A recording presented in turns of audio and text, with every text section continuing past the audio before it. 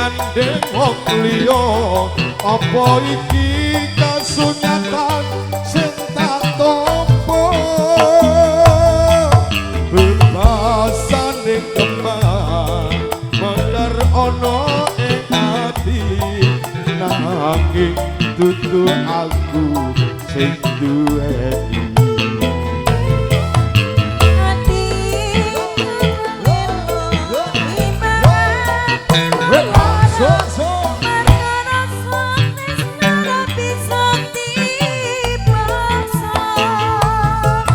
Hatiku percaya